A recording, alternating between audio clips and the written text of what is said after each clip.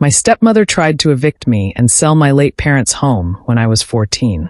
With my family's help, I took legal action and left her broke and homeless. I'm 17 now, but this all happened when I was 14. It still feels fresh, though. Some things, no matter how much time passes, stay with you.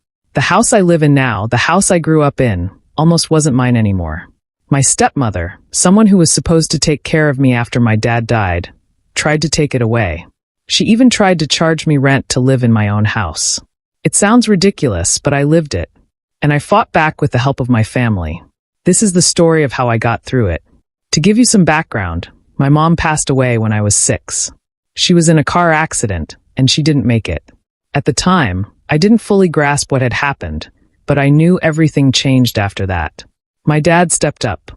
He was a great dad, doing his best to raise me on his own. But I knew he was lonely. When I was 10, he met her, my stepmother. At first, she acted really nice. She bought me little gifts, asked me about school, and always talked about how we'd be one big happy family. That act didn't last long. As soon as she and my dad got married, her real personality came out. She treated me like a guest in my own home, always referring to me as the boy instead of my name, like I wasn't even part of her noob family. If I pushed back on anything she said, she'd snap at me, saying things like, "You need to learn some respect. I'm the adult here." My dad would step in and tell her to ease up, but you could tell she didn't listen. She just waited until he wasn't around to start again. When I was 14, my dad died suddenly from a heart attack. No one saw it coming. One day he was there, and the next he was gone. I didn't even have time to process what had happened before my stepmother started making her moves. At first, she pretended to care, acting like she was going to be the support I needed. She told me, "We'll get through this together," but I could tell it was just words. She didn't waste any time showing me her real intentions. It started about a month after my dad's funeral. I was sitting in the living room, trying to do my homework, when she walked in and told me we needed to talk. She sat me down at the kitchen table, smiling like she had some great idea she couldn't wait to share. "This house is too big for just the two of us," she said. "I'm going to sell it, and we'll move into something smaller. It'll be better for both of us."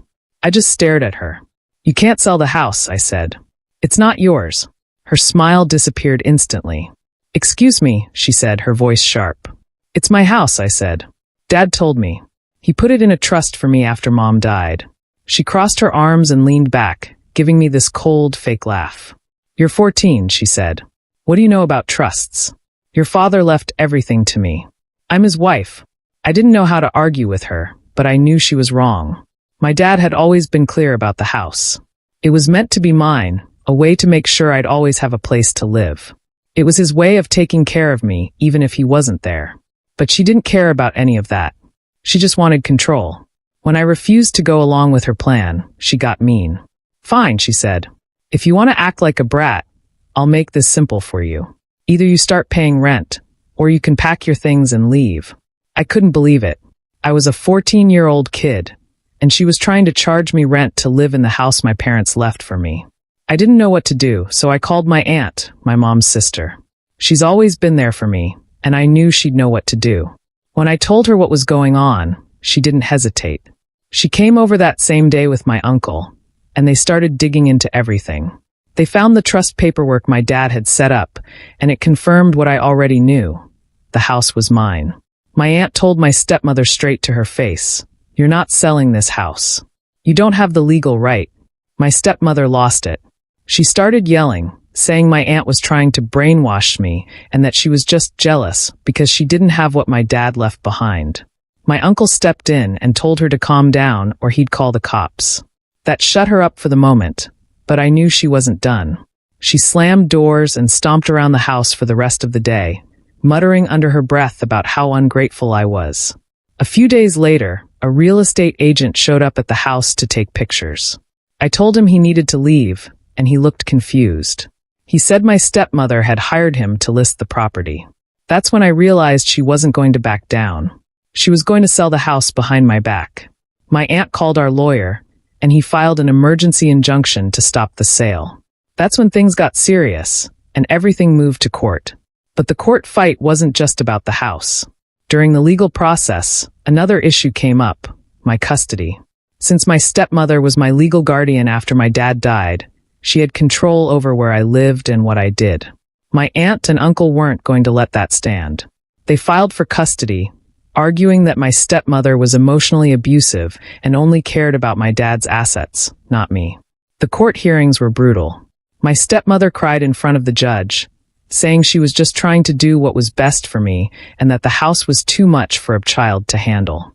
She said she was the only responsible adult in my life and that my aunt and uncle were meddling because they wanted my dad's money.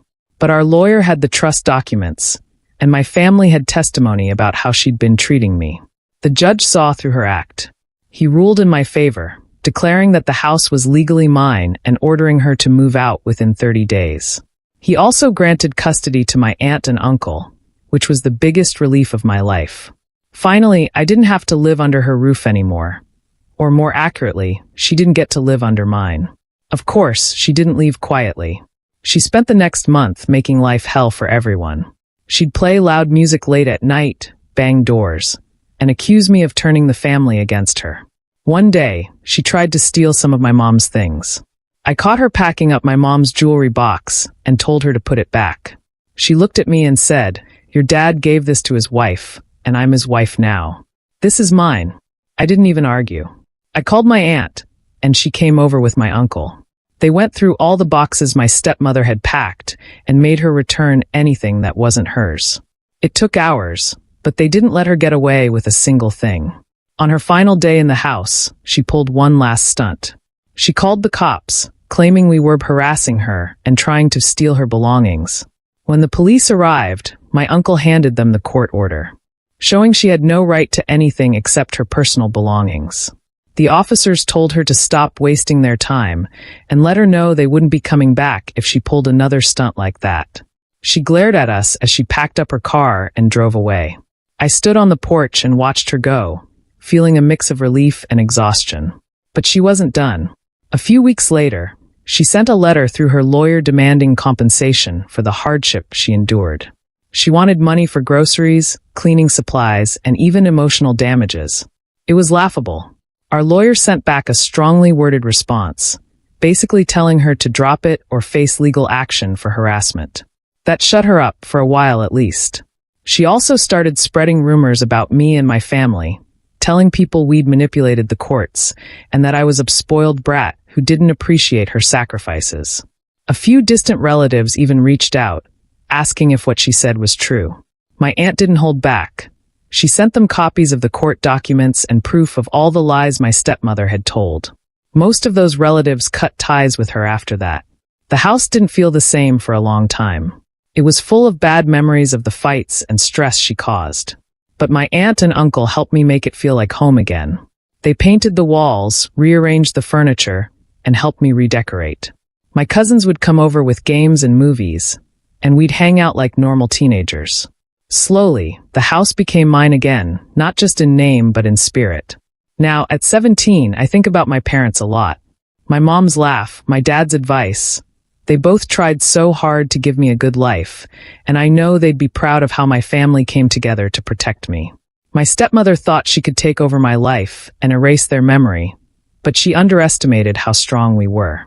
She tried to turn my house into her house, but in the end, it's still mine. I've learned a lot from this. People like my stepmother will always exist, selfish, entitled, and willing to use anyone to get what they want. But I also know I'm not alone. My family has my back, and with them, I can handle anything.